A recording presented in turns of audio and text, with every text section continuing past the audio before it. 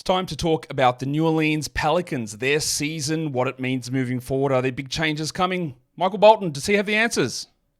Thanks, Josh. It's Michael Bolton here, and it's time for another episode of the Locked On Fantasy Basketball Podcast. Let's get to it. Let's get to it, indeed.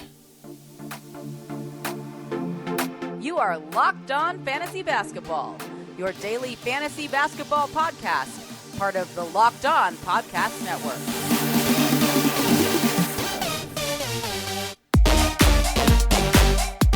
Hello and welcome to the Locked On Fantasy Basketball Podcast, brought to you by Basketball Monster. My name is Josh Lloyd, and definitive? Can you define that? I'm also the lead fantasy analyst at basketballmonster.com, and you can find me on Twitter as always at redrock_bball, on TikTok at redrock_bball, and on Instagram at Locked On Fantasy Basketball. Today's episode is brought to you by PrizePicks, the easiest and the most exciting way to play daily fantasy sports. Go to prizepicks.com/LockedOnNBA. Use the code all lowercase LockedOnNBA for a first deposit match up to $100. Thank you also for making Locked On Fantasy Basketball your first listen every day. We are free and we're available, and you can double bang it here on all platforms. Thumb up, comment. You don't need me to tell you that, but what you do need me to tell you is there is a live NBA draft show, 8 p.m. Wednesday, 26th of June. 26th? I think, yeah, 26th. It's pinned at the top of the YouTube page. You can easily find it there. Just make sure you're there. And we will talk draft as it goes down. Yesterday, nice show with Matt Lawson, talking undervalued dynasty prospects in the NBA currently, and then some differences that we have on our overall draft board. There's going to be another mock draft next week, another special guest draft analyst talking about their draft model and some of the things that spits out. So that's exciting for next week too. And then the draft is the week after. We've still got 7 team reviews. Maybe it's 8 team reviews to go. Celtics 3-0 up over the Dallas Mavericks. You would think that it's just not going to happen for Dallas, unfortunately. I'm not going to get into huge postmortems on that series at the moment. I say it's unfortunate for Dallas. It is. It's really great for Boston, who have clearly been the best team all season and deserve the championship when they win it. But we'll talk about that when we get to those individual teams in the next week or so. So we are here now to talk about the New Orleans Pelicans, a team that I don't think people know how good this team was. They were 49-33. The reason we're doing them so late is they had they theoretically have the 23rd pick in the draft, meaning there is 7 teams better than them? They were the 8th best record overall? Ridiculous. I don't think we knew that. Well, not that we don't know it, because it's there. It's obvious. We can find it out. But when people would have said to you, hey, were the Pelicans a top 10 NBA team? I don't think many people would have said, yeah, of course. Easy. But they were. And obviously, we had Zion be healthy most of the season. And then, of course, we get to the playoffs and he's not there. So they lose in the first round. But this team's good. They're very good. But they still don't feel right. And I'll explain what I mean about that a little bit later on. I should have dropped in the old, the graphic that I made, the old team overview graphic. We'll do it now. 49-33 with a plus 4.4 net rating. They were 13th on offense, 8th on defense. Their preseason over-under was 44.5. We knew that this team was quite good the year before, and then, of course, Zion and Ingram went down and everything turned to crap after that. But they smashed through that 44.5. I actually only had them at 44. In my first over-under run, just before the season, I did bump them to 47, so I hit the over, but still didn't get enough wins there. They are a very clear 50-win, not a clear 50-win team, but a team that's got the ability to win 50 games. Their big question's going to be, though, what do they do now? We'll get into that in a second. They do have pick 21 in this draft. That is the Bucks pick. Their pick is 23, so they had swap rights due to the Drew Holiday trade, so they move up 2 spots, not a big deal. I'm not sure what they do there, but we know that there is a gaping hole on this team at center. There's one at point guard as well. I think you'll find someone at 21 there as a center.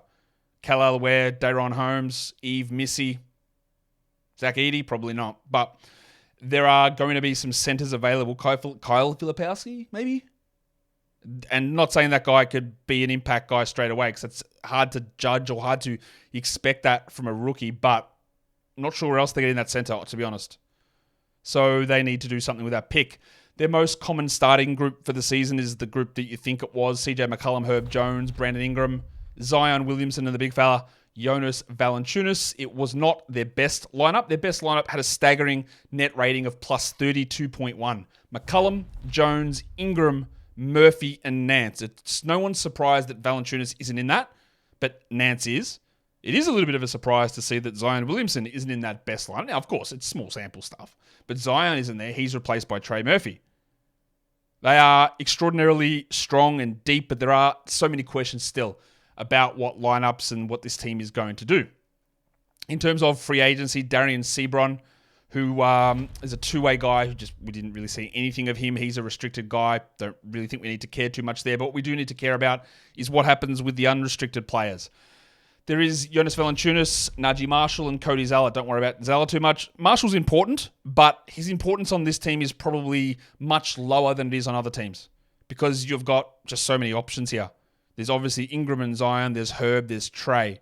There's Dyson Daniels. There's Jose Alvarado. Not that they're wings, but they're guys who can sort of move around and shift positions. There's Jordan Hawkins. So Marshall might get a contract they don't need to, or they don't feel like matching or coming in with that offer, or Marshall wants to go somewhere for more playing time.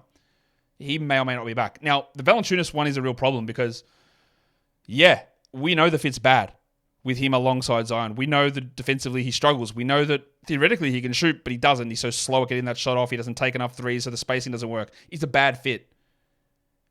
But how the hell do they replace him? Who comes in and plays that role? Do they just bring him back and then maybe look to trade? Or, on the flip side of that, if Valanciunas leaves, where does he go? What team is signing him? Who's prioritizing Valanciunas? I don't know.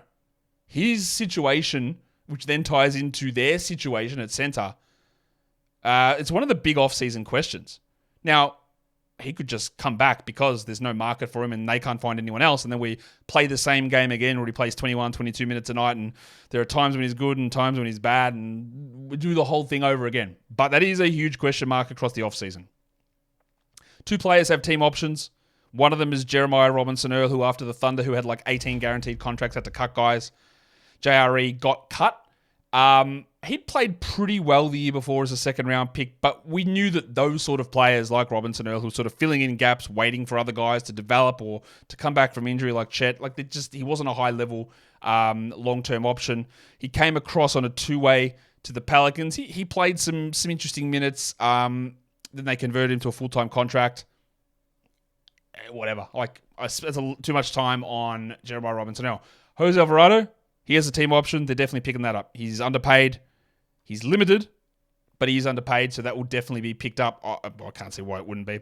Unless they're not picking it up so that they can sign him to an extent, whatever. All that stuff. Doesn't matter.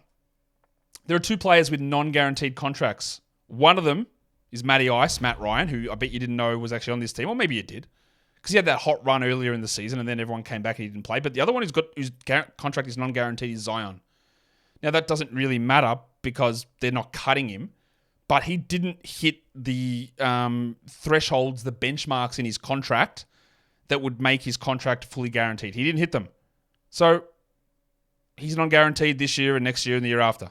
It doesn't matter. They're not cutting him, but he's non-guaranteed, so I thought I should mention that. And then we get into the really interesting stuff because they've got a few players on expiring deals. One of those is Brandon Ingram, a name that is mentioned every 5 minutes when someone talks about the offseason. Well, does he fit with the Pelicans? Are they going to trade him off?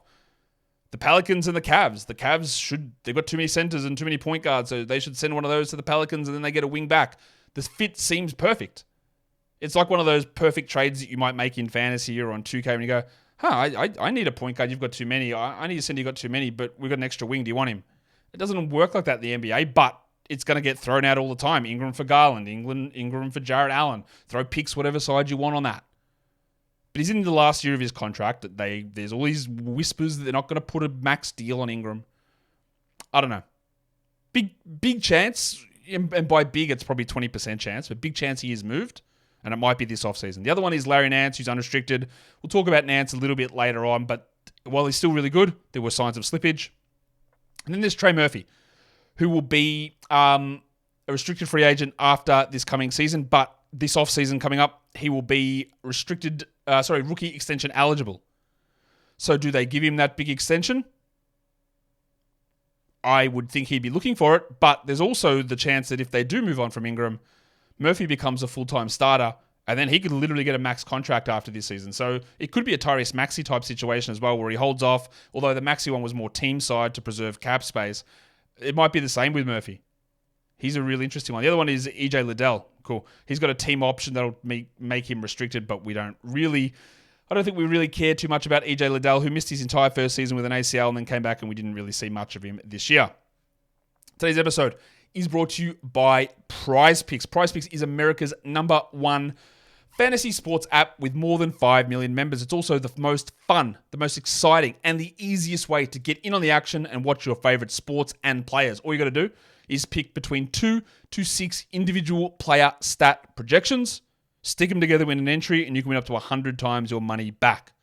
The NBA Finals, there's not much time left. Maybe one more game. NHL Finals are on. But there's so much other sport. Major League Baseball, heading towards the All-Star break there. The WNBA has started off. Look at Angel Reese's individual stat projections. Check those out. See, does that make sense for your lineups? I don't know. But you can have a look at it. All the sports are there. PGA, NASCAR. It's all available over on Prize Picks. And there is a way that you can turn $10 into $1,000 with as little as 4 correct picks. So, download the app. Use the code LOCKEDONNBA for a first deposit match up to $100. Download the app, Prize Picks. Use the code LOCKEDONNBA for a first deposit match up to $100. Prize Picks. Pick more, pick less. It is that easy. Okay. Let's talk about the players. Let's start with the starters. It's really, really obvious, I think, who the starters are on this team. There are 6 of them. I know we only start 5 guys at a time, but this team has 6 starters. It's very cut and dried. CJ McCollum is one of those players that annoys me no end because I watch him play and I go, I don't know about this. This doesn't really make a lot of sense. And I obviously was very wrong on CJ this season. CJ is now going to be 33 at the beginning of next season. He played 66 games in 33 minutes. My thought on CJ was, hey, we've seen these numbers in New Orleans, but he's played like 5 games alongside Ingram and Zion. At some point, that number is going to rise, and I cannot see a situation in which if you were a coach or players on that team, that you'd go, Ingram's there and Zion's there, everybody step back and let CJ cook. So I thought his usage would come down. I thought his assist rate would come down. I thought all that would happen. But it didn't. Like, they went to way more CJ than I thought was necessary. So that means that his production, it did drop a little bit, but it was way better than I thought. I thought he would take a significant hit in my 3-star rule of the third guy taking the hit, the other 2 staying up. He didn't. He didn't take that hit.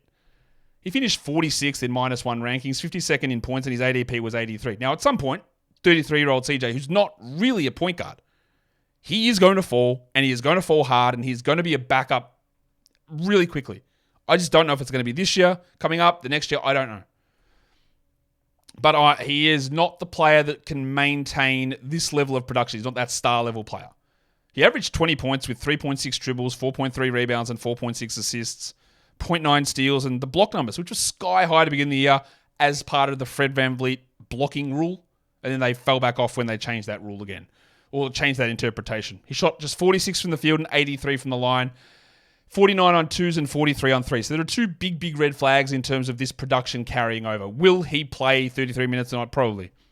Will his usage enable 20 points per game? Don't think so. 4.6 assists? Debatable. 43 on 3s? That's a very high number. That can easily fall back down. And if that falls back down, that 46 from the field overall becomes 43 or 44. So it's a big drop. And the free throws. This is a guy who used to be an elite free throw shooter in Portland and then had like 2 to 3 years of being a bad free throw shooter, like 68%, 70%, and then back up to 83. So which one is it?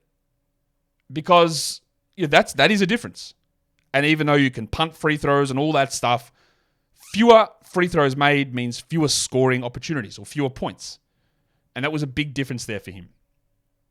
The best comps for CJ, Klay Thompson in year 11 and Kemba Walker in year 11. Now, we know that Klay has... I got to do it.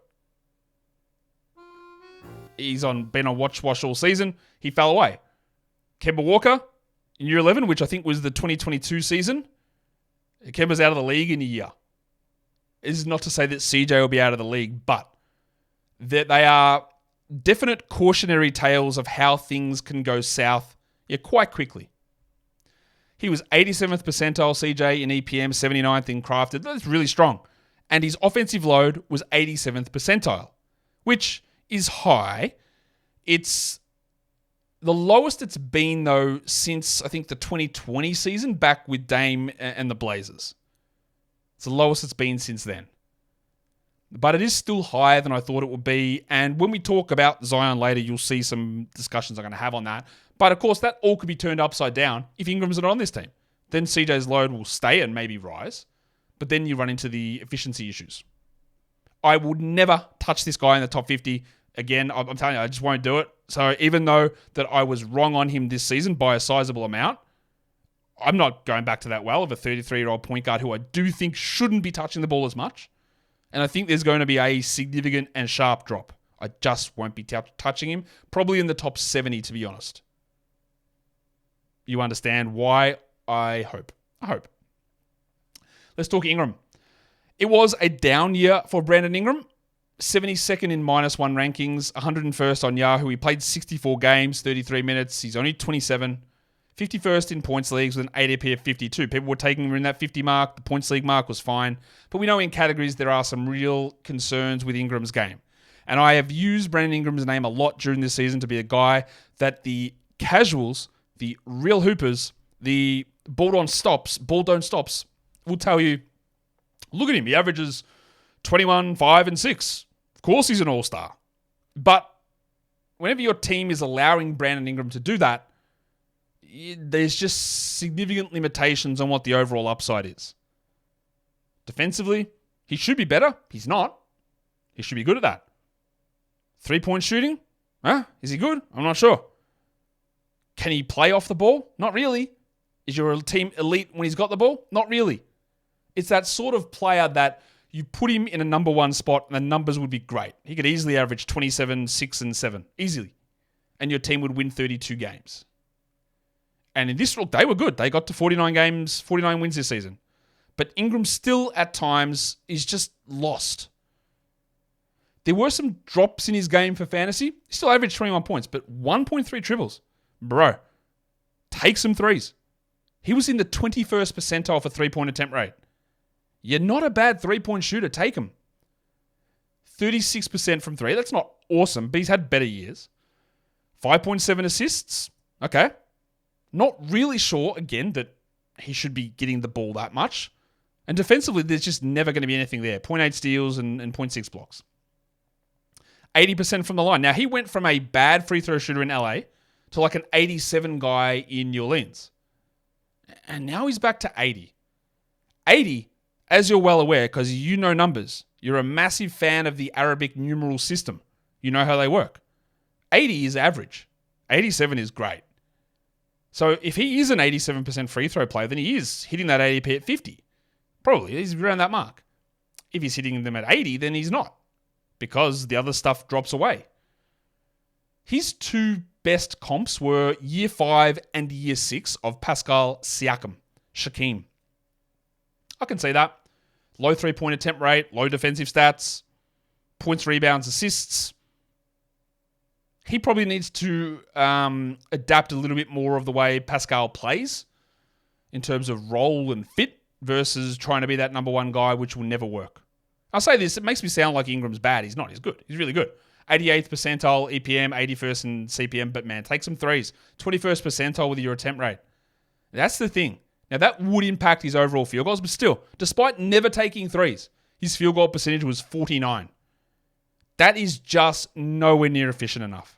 It's actually quite bad efficiency. Like, you don't take threes, these shots have to go in. Like, if you look at his, and you can't see it, but I'm going to look at it now, his effective field goal percentage, which weights three-pointers, 44th percentile, 53.4%. Like, that's just not good enough. Zion and Ingram, 57. 53 is not good enough. True shooting, 58. Now, that's bumped by his free throw percentage, but that's league average. He needs to be better on all those things. Where he is in terms of fantasy value moving forward, he is basically prime now. It's just going to depend. If he does get traded, is it to a good team or a bad team? Because on a bad team, he'll be a top 40 player. On a good team, well, I'm not even sure he hits 72nd because they might actually marginalize his ball handling even further because you don't need him to do that. And then his value is not there. So that becomes, his value becomes very location dependent. Today's episode is also brought to you by LinkedIn Jobs. Small businesses, hiring staff. LinkedIn knows, I know, let's not beat around the bush. There are a lot of people to hire that are terrible. They lie on their resume, they apply for the wrong jobs, and they screw your business over. With LinkedIn Jobs, make sure you get the right candidates, the qualified candidates that you need to be successful. LinkedIn's not just another job board, it's LinkedIn. There's 1 billion professionals. In fact, 1 billion plus professionals that use LinkedIn. And getting your job out to those people means that you are way more likely to get someone who fits the job. In fact, small business owners tell us or tell me via LinkedIn that they find a qualified candidate within 24 hours, 86% of the time. Hiring is easy when you get that many quality candidates. There's 2.5 small businesses, not 2.5, half a business doesn't exist. 2.5 million small businesses use LinkedIn for hiring. So post your job for free at linkedin.com/lockedonnba. That is linkedin.com/lockedonnba to post your job for free. Terms and conditions apply. All right. We've done those two. It's time for the biggest bird. It's time for Zion Williamson, who was healthy until he wasn't, unfortunately, which, is one of my mantras. He played 70 games. Zion is still only 23. He's going to be 24 next season. Played 32 minutes a night. The amount of people that would come into comments on YouTube or tweet at me whenever I'd mentioned that Zion, there's value in drafting or whatever, man, he'll never stay healthy. He'll never play 30 games. He won't even play 50. Never going to happen, right? So thankfully, also worth remembering when you're thinking about a certain Ferrari driving point guard in Charlotte, when someone tells you it'll never happen, it will. I guarantee it will. They will play games. Zion Williamson played 70 games. Not a single person, not even me, who is very much of the, you know how I treat injuries and injury carryovers and all that stuff. You know how I do it. No way that I would have told you he played 60. I think I had him at 60 or 70 games. I think I had him at 63, 62 or whatever, something like that. Unbelievable. But then pinged his hamstring in the playoffs. I don't know if it was serious or how serious it would have been because obviously the hamstring the year before cost him 3 months. But that's not great. Recurrent hamstring. I will happily take stabs at drafting Zion again. But there are numerous things we need to pay attention to. He finished 52nd in -1. Yahoo got him at 95th. Again, not reflective of reality.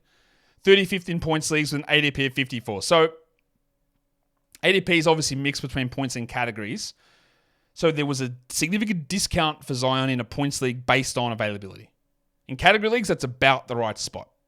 And I think we'd probably look in that 6th round, back end 5th round again, I would guess. But we know the limitations. The problem that I had with Zion this season, he stayed healthy, is that parts of his game just changed. He was a dominant force. Dominant. Like, actually, when we say unstoppable, he was basically unstoppable at the rim. And then he just wasn't. He ended up with 23 points. He's never going to take threes. That's fine. 0.1 threes. 6 rebounds, 5 assists, 1.1 steals, 0.7 blocks. His block rate increased. His steal rate increased. His assist rate increased. His free throws, about the same. He sits at like 70%. But his rim numbers went from 67 down to 64. Now, 64 is still elite. Still really good. Actually, it's not elite. It's 57th percentile. Zion should be 80 plus percentile finishing at the rim. And his rim attempts, especially early in the season, went way down. He was sort of struggling. I thought CJ would have the problem. How do we fit in next to Ingram and Zion? But it was Zion who had the problems. He couldn't really sort of fit where he needed to. Now, towards the end of the season, his production jumped. His defensive numbers jumped. His rim percentages, his field goal percentage jumped up. His assists jumped up. His usage jumped up.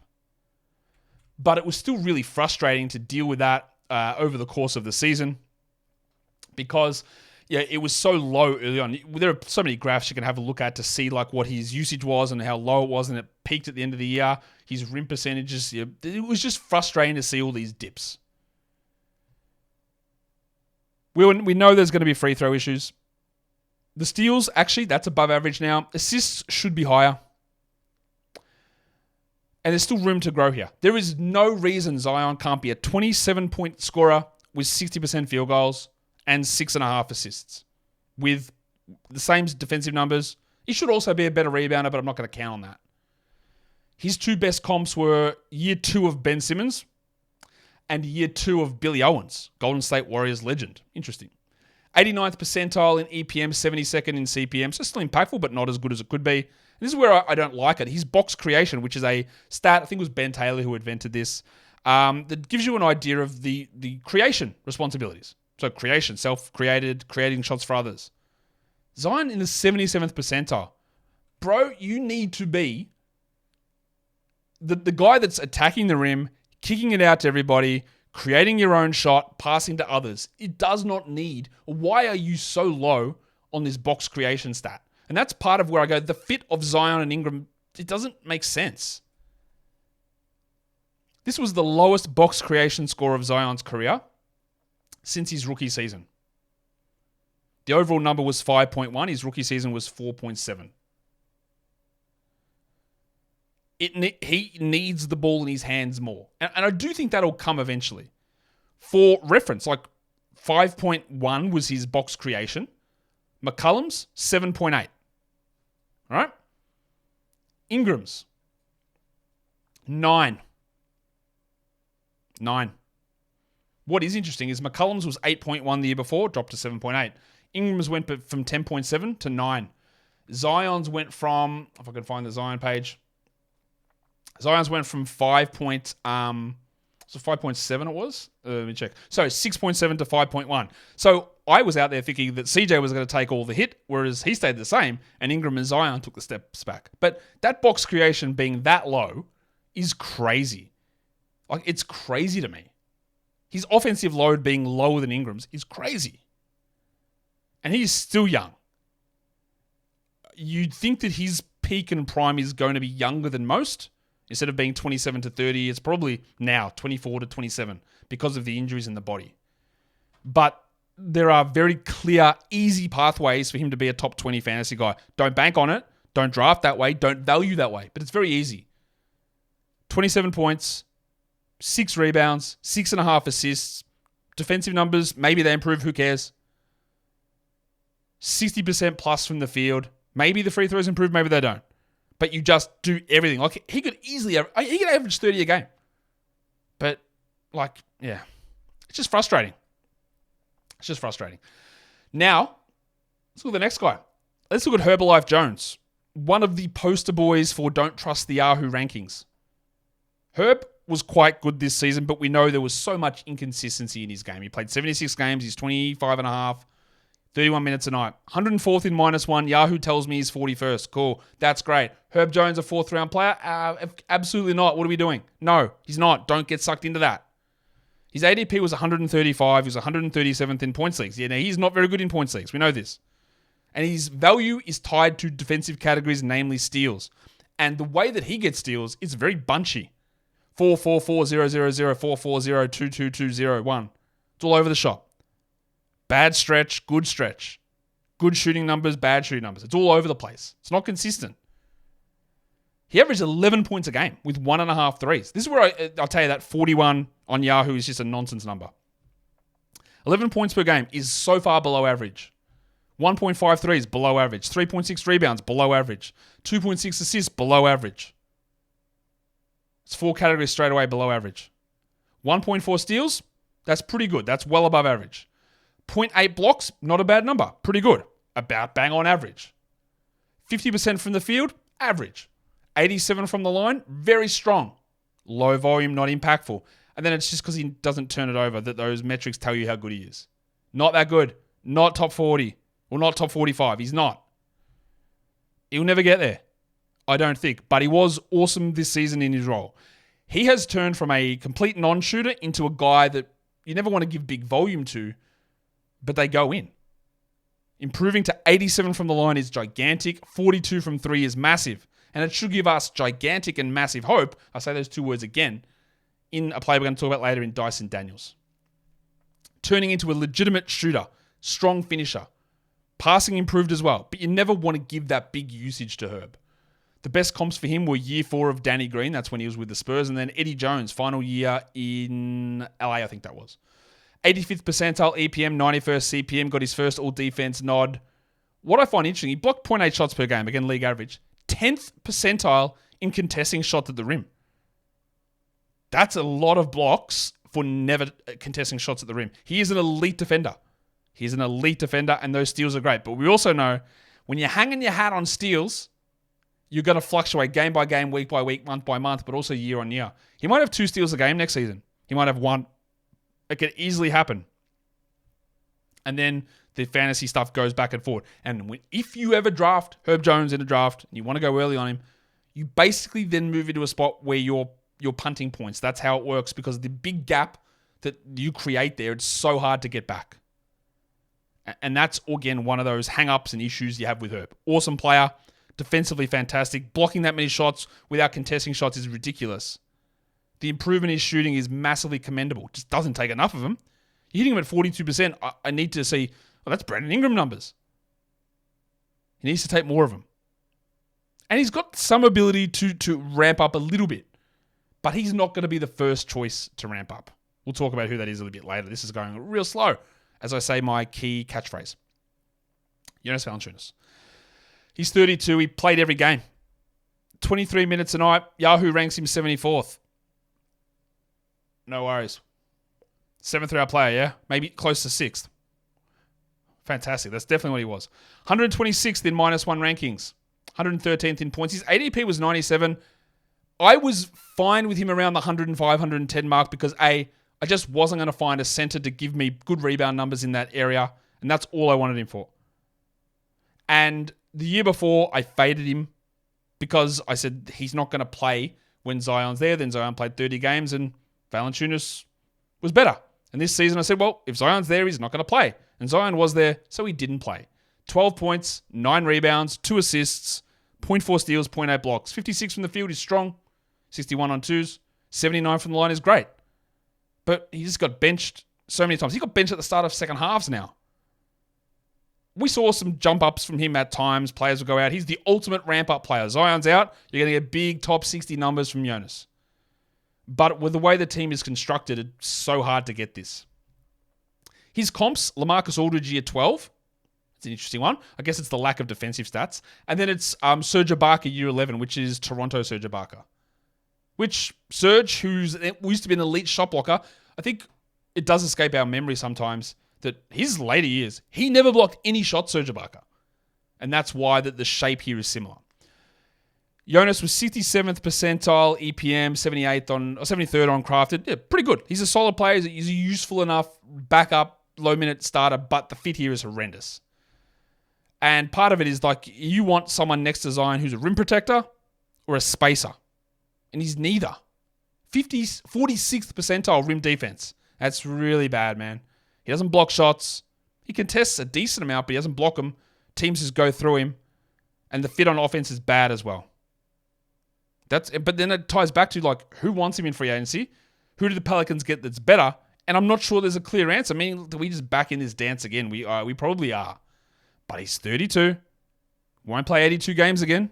Those minutes might drop further. He basically, I think, moves to pretty close to undraftable, or at least in the Harrison Barnes, Kevin Huerter zone, where, yeah, you'll finish 130th, but I'm not touching it. There's no point in me drafting you at round 11 or 12. What's the point of that? And I think that's where we're going to be with Valanciunas next season. The last guy is the interesting one. One of the most interesting players in the NBA. It is the player with one of the more annoying names, and that is Trey Murphy. It's not Trey Murphy III. You know this. It's Kenneth Murphy III. Trey is a nickname. So, you would never, ever see me refer to him as Trey Murphy III. I don't know if his name is the most annoying. It's up there. You're not Trey Murphy III, my guy, because you know what? Your dad's not Trey. Your dad's Ken. The other one that's annoying is Paul George. Did you know that Paul George is actually Paul George Jr.? his dad is Paul George. Why is he never Paul George II or Paul George Jr.? Well, why not? I don't actually care that much. But it's just weird that he's never referenced that way. Anyway. Or what about Del Curry II? Steph. Oh no, obviously he goes by Steph. Anyway, Ken Murphy. He's 24. He played 57 games. Now he would have gone, his ADP was 118. He wasn't drafted in 4% of leagues actually. Finished 110th in minus, 106 on Yahoo. So we saw what he did the year before. Highly, highly skewed Yahoo rankings, which I think had him at like 30th because he played every game. Oh, wouldn't you know it? He only played 57 this year because injuries are unpredictable. So you're real cautious with that, but it was just a slow ramp back up. But we also know part of the reason why Trey went off in year 2. Ingram was out. Zion missed the last half of the season. Trey played 39 minutes a game and went bananas. This season, he entered the year with knee surgery and everyone was basically healthy, so he played a hybrid bench starter role and just 30 minutes. At some point, this guy is very good.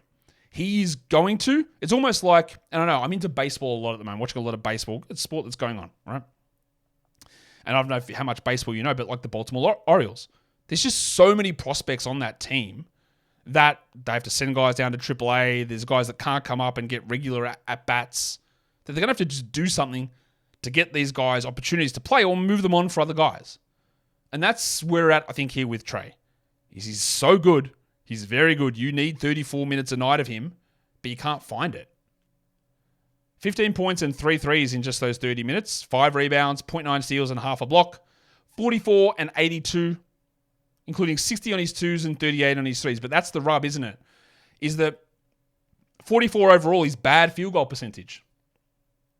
Because he takes so many 3s and he didn't hit them at the elite level. Didn't go 41, didn't go 42, went 36 or 38, sorry. As he becomes a bigger part of an offense or more minutes, does that become a 39, 38 guy regularly? Maybe. But I think that offsets with usage. Like, what's best case for Trey? 1 year in his future at 20 points per game, 7 rebounds, 3 assists. I think that's true.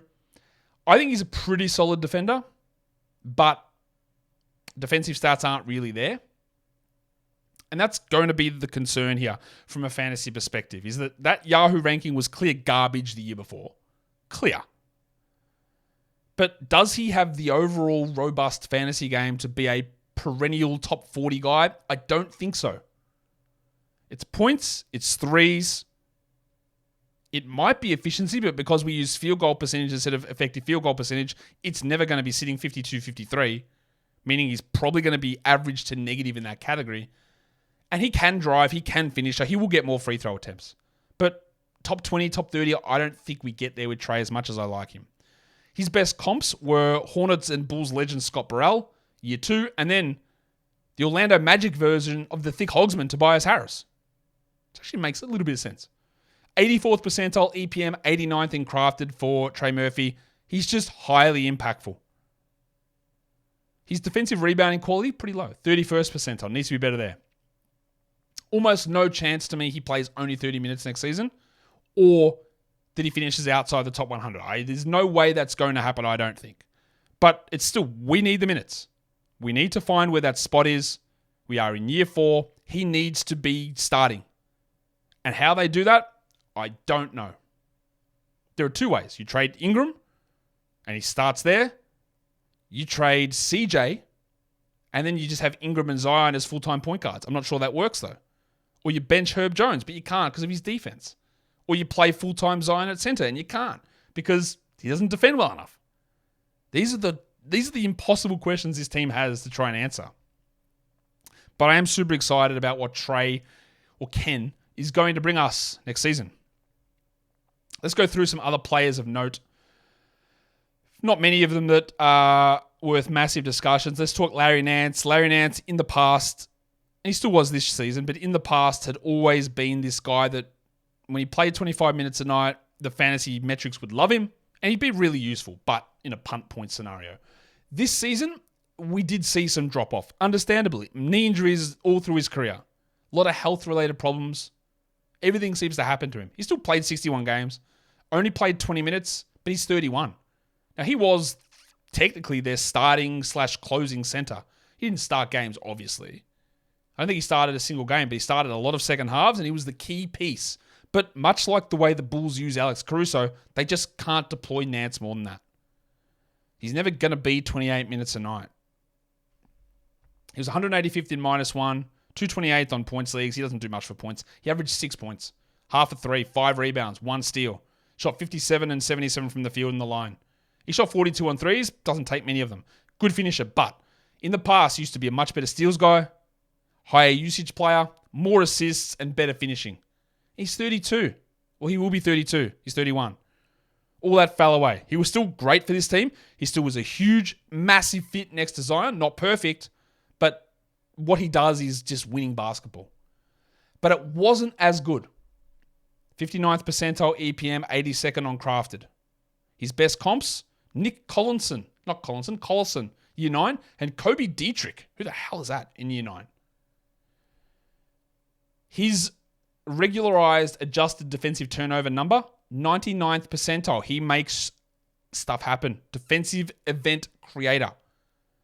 But if this team thinks they're relying upon Nance to be that center again, they shouldn't. He's 31. The decline happened and it was pretty significant, even though he was their best option most of the year. And you would expect at this age that it starts to go south relatively quickly.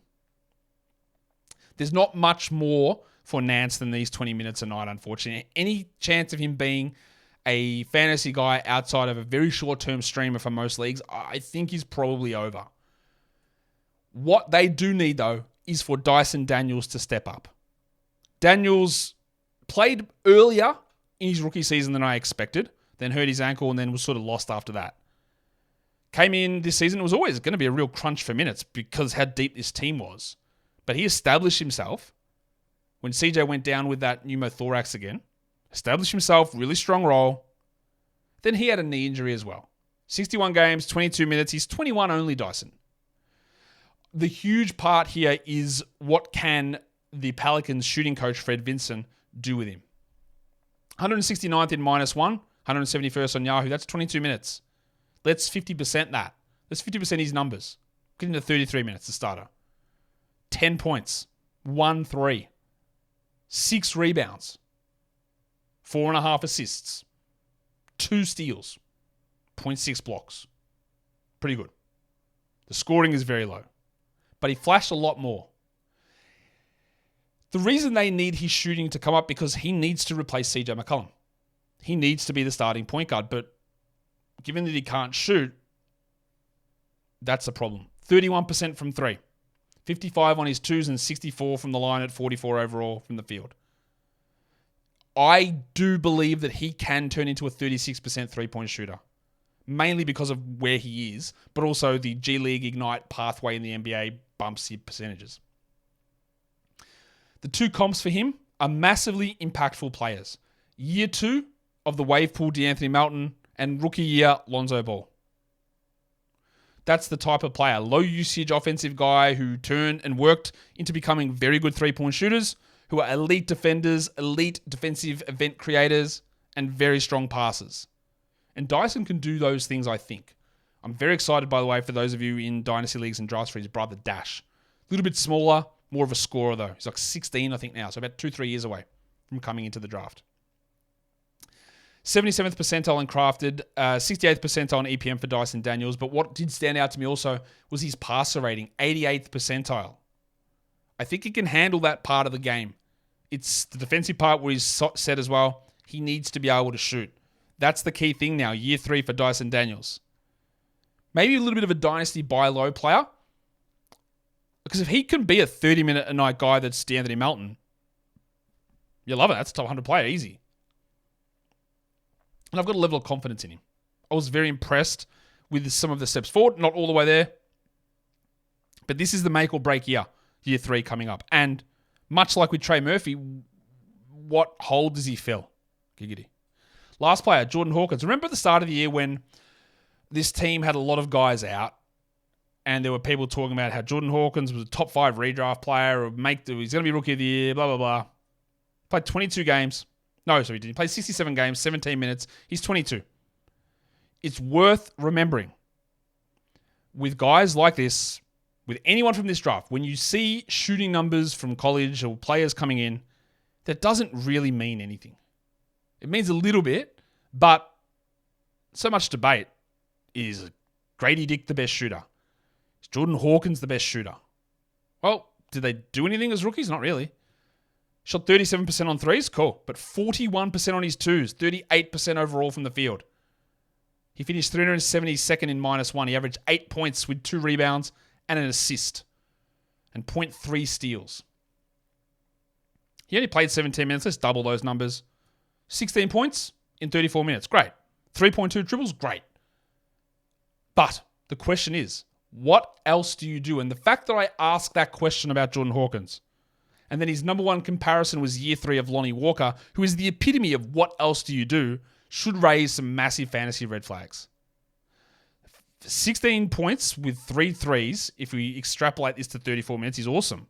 But 4 rebounds, 2 assists, 0.6 steals is not. Didn't get to the line that much. I think he's a much better shooter than this. That 41% on twos, like he could easily hit 49, 48 next season without any question. But again, where's the role? Does he play over CJ or Herb or Trey or Dyson or Jose? Don't know.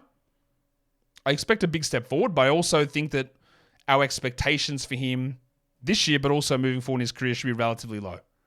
And if you get anything more out of him outside of a low-volume 3-point specialist who can be elite at that, not even as good as what JJ Redick was, because Redick could do some other stuff, I think you should be happy with it. Lonnie Walker, year 3, was his best comp, and then Jody Meeks, rookie year. His advanced stuff was pretty yuck. 23rd percentile EPM, 15th on crafted, and his crafted defensive was 7th. He just really struggled because he's skinny. He's small. He's going to get cooked. When I saw him Summer League, I think it was the first game that I saw, was watching the Pelicans, and I was in the Cox Pavilion, the smaller one. We were sitting right at the front, me and Dan Titus, watching that game, and I went, and he was in, I go, bro, look how small he is. What the hell is this? He's tiny. Dyson Daniels was out there, it looked like a center next to him. And yeah, Hawkins has some moments. His ability to get open and shoot on movement is great. Like, firing those shots off is great. And I think he's going to be able to do that. But he is tiny. He is so small. Slight, short. I think that I think he's too small to be a strong, impactful starter personally. He sort of did some of the things I thought he could do. Hit some threes, take movement shots. That's great. He'll get hot and people will love it. But the other stuff's a real work in progress. And the other thing I'll mention is that I am not someone who has affiliation to college basketball. I didn't grow up watching Final Fours. I don't really watch college basketball now until the end of the season. But there were so many people, NBA analysts, fantasy analysts, that hyped Jordan Hawkins up when he got into that starting role, or that when CJ went down early, and they talked about him like he was the second coming. How could they possibly take him out of the starting lineup? He's unbelievable. He's going to be a future star. And my pushback was always, he's not that good, and everyone's out, so I think he'll drop back. Now, I got CJ wrong, obviously, but I got this one right. And by part of that, where I wanted to talk about is that he played for this historic team, UConn. People have this affinity to college guys, and they see them dominate at the college level, and they see him in those big moments in the Final Four, and they love that. So he does it 1 or 2 games in the NBA, and it's all that. It's all, we're ready to go. Because they love it. There's that college nostalgia bias, I think, with players. And I think you'll see it with Donovan Clingan this season. Great program, huge exposure, big games, big moments. I'm not sure it works in the NBA. So just always be cautious hearing the information, hearing those overreactions that happen early, and always, whether it's me telling you stuff or somebody else, look into the context of it. Because that Hawkins one, you would have figured it out. That's it. It's the Pelicans. I'm not going to talk Jose Alvarado or EJ Liddell, Darian Sebron, Cody Zeller. Don't think we need to go into those players. What you do need to go into, though, is hitting this YouTube subscribe button and following and sharing and all of that stuff. Guys, we are done here. Thank you so much for listening, everyone. See ya.